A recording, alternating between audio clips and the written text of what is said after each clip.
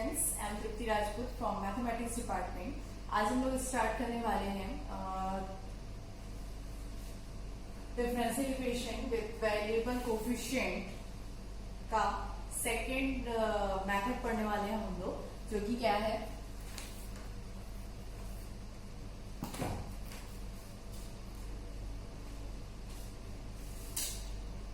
Second था हमारा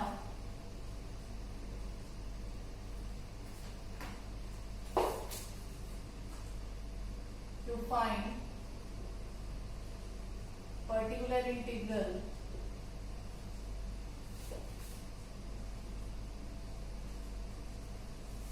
of the equation। ठीक, हम लोग क्या पढ़ने वाले हैं? To find particular integral of the equation. अब इसके लिए फॉर्म तो वही है डिफरेंशियल इक्वेशन का, ठीक है। Given differential equation is D square Y by D X square plus D Y by D X P D Y by D X plus Q is equal to R. ये आपका differential equation है, इस form में दिया होगा। आपको क्या नाम ही है इसका, to find particular integral of the equation. तो इसका particular integral of the equation निकालने के लिए कुछ टाइप्स होते हैं, जो कि मैं आपको शॉर्ट में समझा रही हूँ। हाँ, अब आप सोच रहे होंगे कि पर्टिकुलर इंटीग्रल तो फाइंड करना है इक्वेशन का, क्या कॉम्प्लीमेंट्री फंक्शन फाइंड नहीं करना है? तो कॉम्प्लीमेंट्री फंक्शन भी फाइंड करना है, लेकिन वही है, कॉम्प्लीमेंट्री फंक्शन को फाइंड करने के लिए कुछ तरीके हैं, जो कि मैं आपको लिखवा रही हूँ। देखो, फर्स्ट है इसका,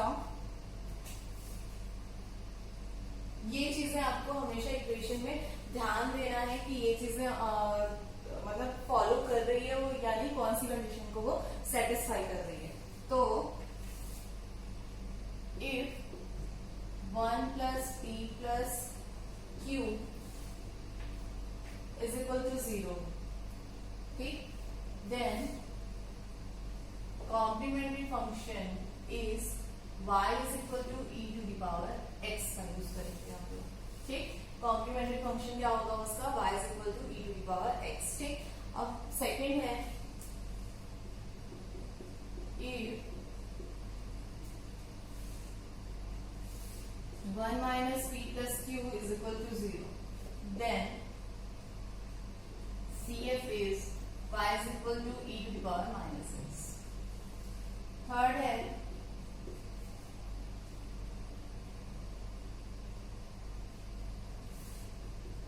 if m square plus m p plus q is equal to 0, then CF is y is equal to e to the power mx। Fourth है,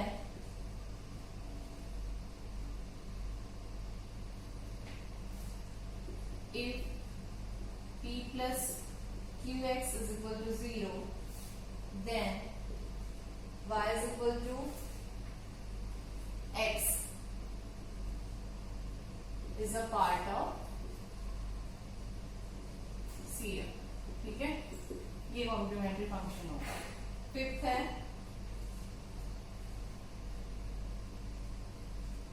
two plus 2px plus q square is equal to 0, ठीक। Then y is equal to, उसका solution है x square. Last है, six step है आपका, m minus 1 plus p m x plus q is equal to 0, देन आपका complementary function होगा y is equal to x to the power m, ये qx square, ठीक। तो ये कुछ कंडीशंस हैं जो फॉलो करने हैं आपको कॉम्प्लीमेंट्री फंक्शन।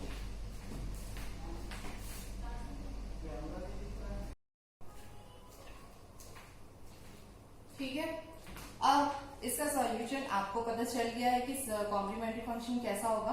अब इससे पहले जो हम लोग पढ़े थे, इसका पहला मेथड जो पढ़े थे वो क्या था, जब जो कॉम्प्लीमेंट्री फंक्शन है वो नोन है, ठीक है, तो हम लोग उसका सॉल्यूशन कैसे मतलब उस कंडीशन के लिए हम लोगों ने डेरिवेशन देखा था कि क्वेश्चन को सॉल्व कैसे करना है, लेकिन हमने क्वेश्चन नहीं देखा था। तो इन दोनों क्वेश्चन के एग्जाम्पल हम लोग आज ही देखेंगे। तो स्टार्ट करते हैं।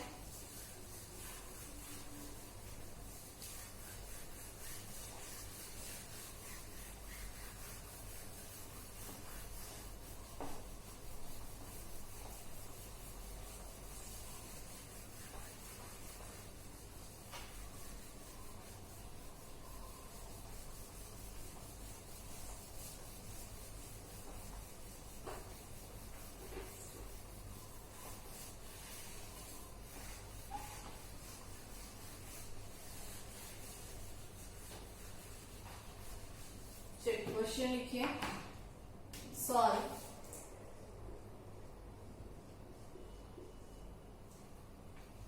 X D square Y by D X square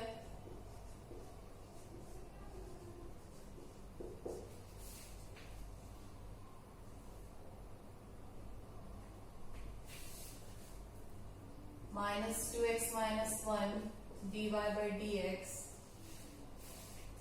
plus x minus 1 y is equal to 0। ठीक है, ये इक्वेशन आपको दिया हुआ है। अब इस इक्वेशन का फॉर्म क्या है, वेरिएबल के साथ में है, ठीक है, वेरिएबल कोएफिशिएंट के साथ में है।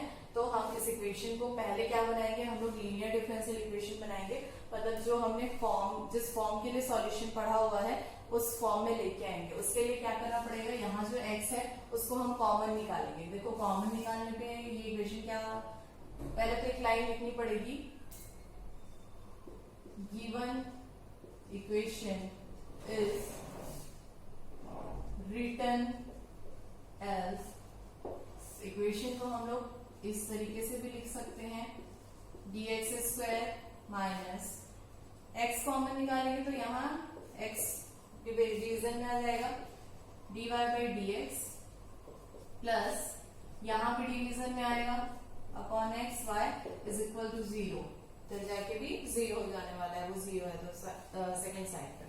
अब हम लोग देखते हैं कि जो डिफरेंशियल इक्वेशन था, डिफरेंशियल इक्वेशन क्या था हमारा, D square Y by D X square plus P D Y by D X plus Q Y is equal to are.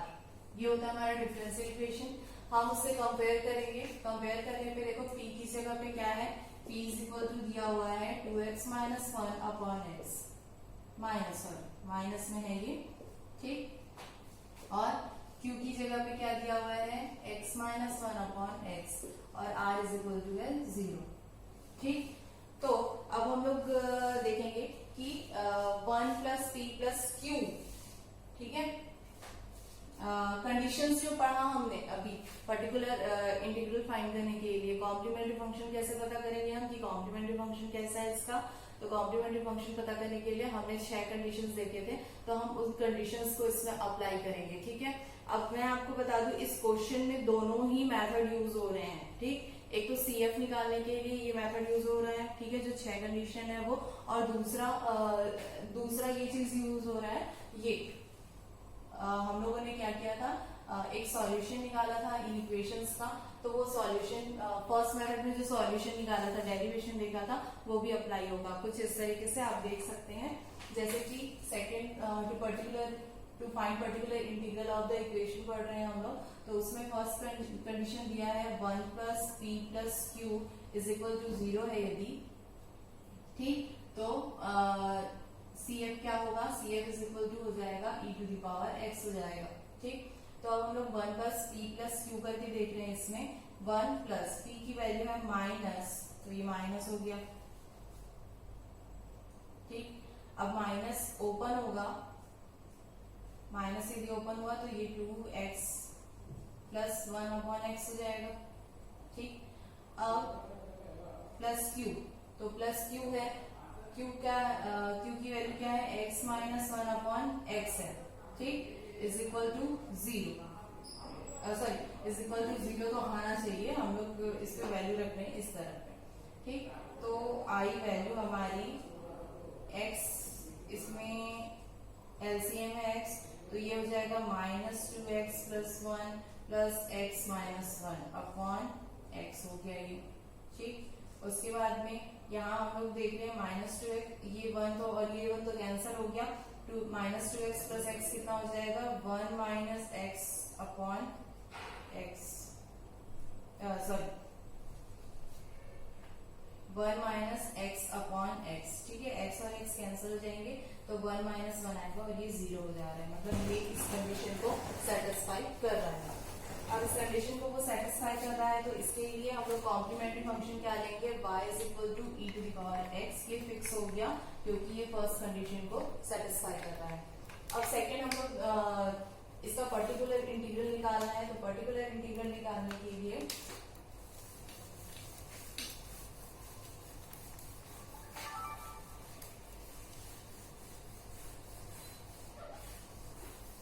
हम लोग मानेंगे कि late y = v y1 is a solution of the equation। अब आगे first property जो हम लोग follow किए थे किसी सेपरेबल वेरिएबल कोफिशिएंट के साथ में यदि कोई इक्वेशन है उसको सॉल्व करने के लिए जो फर्स्ट प्रॉपर्टी देखे थे, फर्स्ट मेथड देखे थे, उसमें से हमने ये लिया है कि y = v(y1) क्या है, उस इक्वेशन का सॉल्यूशन है। तो इस इक्वेशन के सॉल्यूशन के लिए हम लोग क्या कर रहे हैं, v = y1 लिए हैं। ये लेने पे हमारे पास में एक इक्वेशन आता था d2v/dx² = 2/y1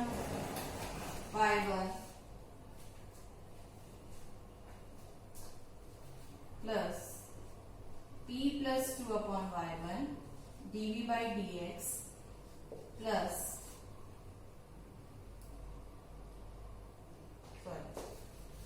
यहां पर है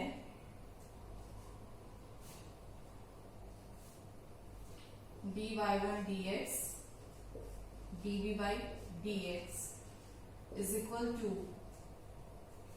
r/y1।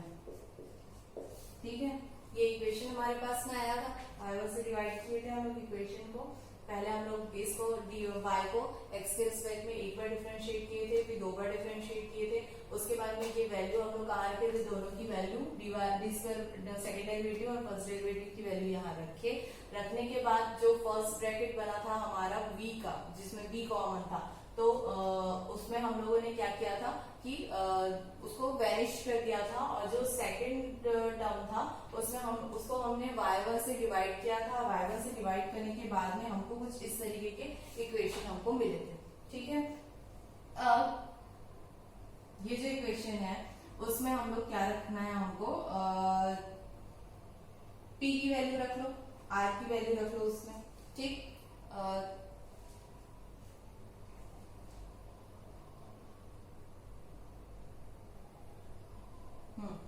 p की वैल्यू रखेंगे, y1 की वैल्यू रखेंगे।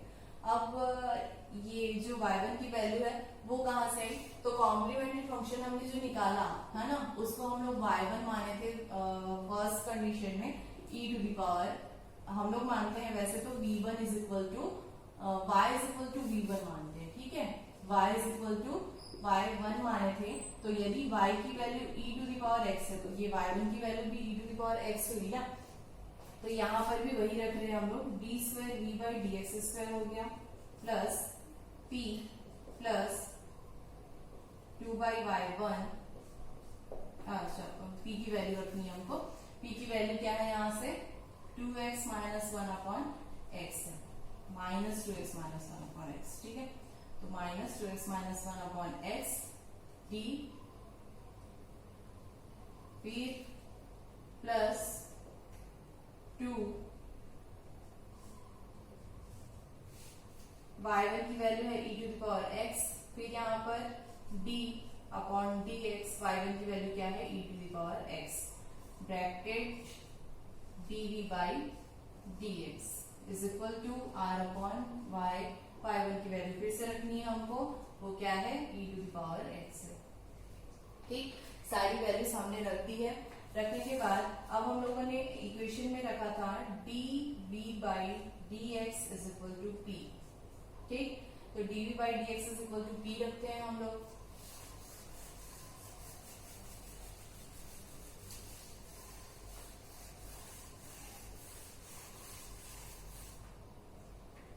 ये रखेंगे तो ये क्या बन गया, dp by dx बन गया था, प्लस अब 2x माइनस 1 अपॉन x ऐसे ही आएगा, minus 2x minus 1 upon x।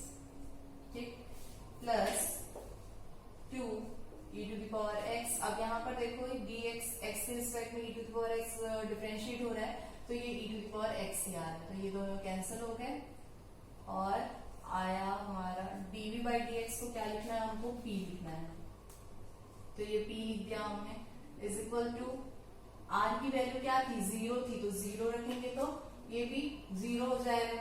ठीक, ये आ गया हमारा। इसके बाद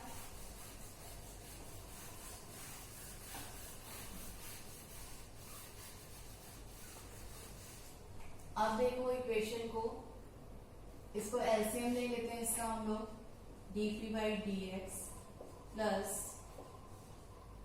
ये हो जाएगा माइनस 2x प्लस 1 और ये हो जाएगा प्लस 2x अपॉन x। ठीक, p इज इक्वल टू 0 ये आएगा। अब देख रहे हैं हम लोग ये साइन का चेंज है, एक जैसे हैं और तो वो कैंसिल हो गए, तो हमारे पास आया dp by dx plus p upon x is equal to 0। ये आया हमारा, आप सॉल्व करके देख लो, वही आएगा।